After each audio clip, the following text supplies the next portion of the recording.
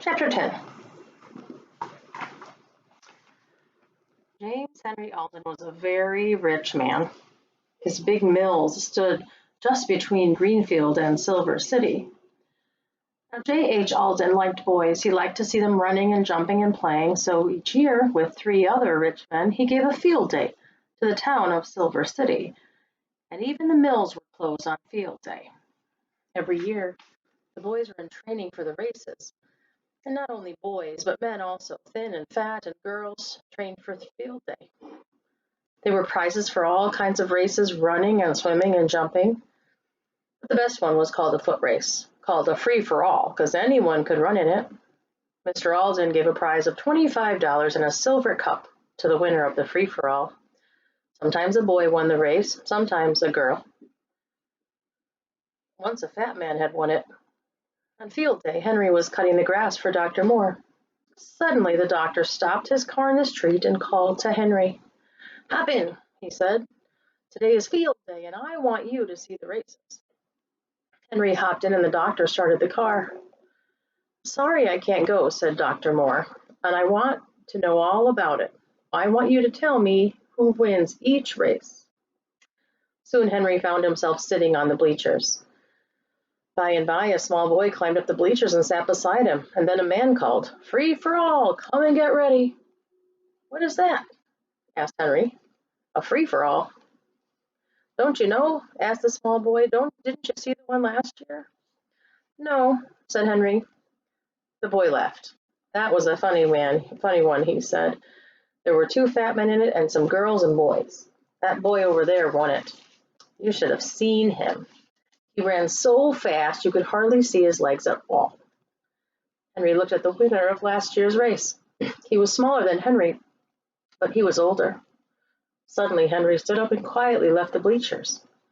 He went to the room where the boys were getting ready for the race. "Do you want to run in the race?" the man asked him. "Yes, I do," replied Henry. The man gave him some track clothes to put on. "Where did you train?" he asked. "I was never trained," said Henry. "These boys have been training all year," remarked the man. "Oh, I don't think I'll win," answered Henry, "but I like to run. It's lots of fun, you know." "So it is," said the man. "So it is." Henry could hardly wait for the race to begin. He loved to run. But at last the race was called and it was time to start. Henry was number 4. Now Henry began to think. "It's a long race," he said to himself. "I must go easy at first." The bell rang. Off went the runners down the track. In almost no time, Henry was far behind most of the other runners. But he did not seem to mind this. "It's fun to run anyway," he said to himself, and he tried to see how easily he could run. All at once, he had another thought. I've tried to see how easily I can run," he said to himself. "Now, I'll try to see how fast I can run." Then all the people began to see how fast Henry could run. He ran faster and faster. Soon he passed the 2 girls ahead of him. Then he passed a fat man and a little boy. Passed all the people there. The people began to shout, "Number 4, number 4." Here was the kind of race they loved. "Faster, faster," Henry cried to himself. "I can run faster than this." He could. He passed number 25 and number 6, and then he passed number 5 and number 10. Only one runner was ahead of Henry now. It was number 16. And Henry began to think of winning the race. He knew how much the $25 prize would mean to Jessie and the rest of the children. "I am going to win this race," he said to himself. "I must pass number 16. He ran still faster. He could see the line at the end of the race. "Number 4, number 4, shouted the people. "He is going to win." When Henry was near number 16, he put his head down and ran as fast as he could. He passed number 16 and went across the line. He had won. People shouted and shouted. Some men held Henry up high and carried him to Mr. Alden for the prize. Then a man asked, "What is your name, boy?" Henry did not know what to say. He did not want to tell his name. So he answered, "Henry James." Now, this was Henry's name, but it wasn't all of his name. At once the big sign said, "Henry James, number 4. winner of Free for All. Here's the prize, Henry James, said Mr. Alden. You can run well, my boy. I like to see you run. He gave Henry a silver cup and the $25, and then he shook hands with him. Just then, Dr. Moore came along and climbed up in the bleachers, but Henry did not see him. The doctor laughed to himself as Henry James shook hands with James Henry. At last, Henry got away from the people and started back to Dr. Moore's. He had the $25 prize in his pocket. When Dr. Moore came home and found Henry cutting the grass, he laughed quietly to himself. I just got home, said Henry. I will tell you who won all the races. Dr. Moore did not tell Henry that he had been up in the bleachers. He let Henry tell him about the races. And who won the free-for-all? He asked. I did, said Henry. You did, cried Dr. Moore. Good for you. What are you going to do with the money? I'll give it to Jessie, said Henry. Good, said the doctor again. When Henry arrived at the boxcar with the $25, he found dinner ready. Jessie had boiled the rest of the vegetables and put butter on top. The children began to eat, but hungry as they were, they stopped when Henry told them about the race and showed them the silver cup. They were so excited that they couldn't eat. You won the race, Henry, cried Jessie. I'm so glad. You can run fast, Henry, said Benny. I'm glad you won the race, too. He looked at the silver cup. I said my name was Henry James, said Henry. That's right, said Jessie. So it is. You didn't have to change it. Are we rich now, Henry? Asked Benny. No, not very, said Henry, laughing.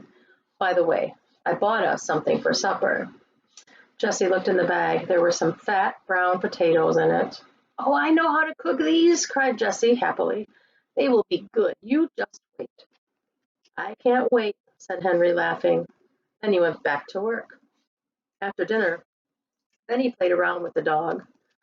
Benny, Jessie said suddenly as she hung up her dish towels to dry, it's high time you learn to read. No, said Benny. No school now. Jessie laughed. No, she said, you can't go to school, but I can help you. I wish I had a book. We could make a book, said Violet. We have all the papers left from the bundles. So we could, replied Jessie, but what would we use to make words? We could use a burned stick out of the fire, said Violet. So Jessie put the end of a long stick into the fire and burned it black. Then she used the burned end to make words. Won't Henry be glad when he finds Benny can read? Cried Violet. Now, Benny did not want to learn to read, but he liked to watch the girls make the book. Jessie made the words, see me, in the book. She called Benny, but he could not tell see from me. Don't you see, Benny? This one has an S.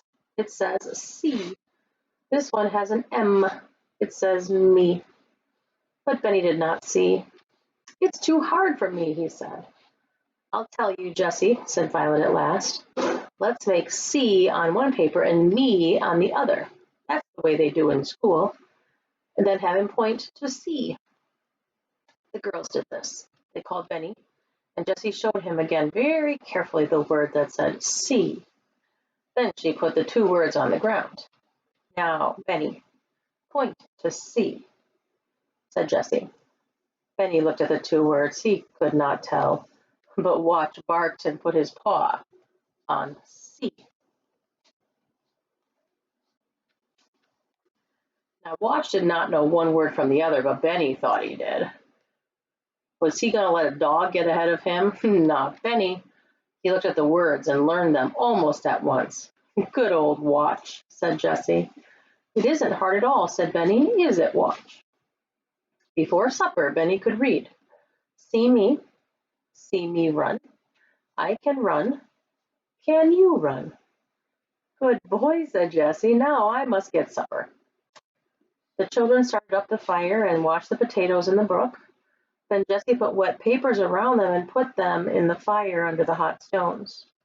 Are you going to burn them up, Jessie? Asked Benny. Oh, no, Benny, said Jessie. You wait and see. When Henry came home, he found Jessie rolling the potatoes out of the fire. They were very black. Oh, did you burn them up? Asked Henry. No, indeed, said Jessie. Come and see.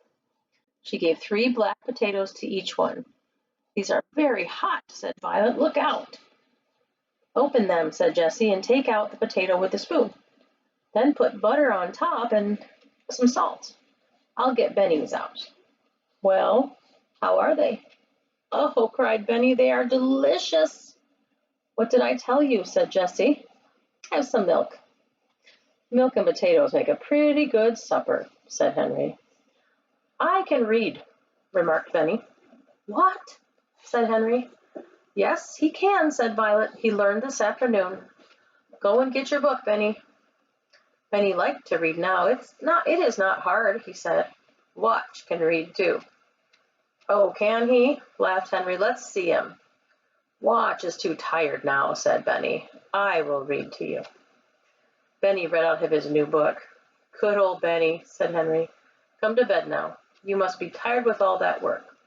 And I'm tired too.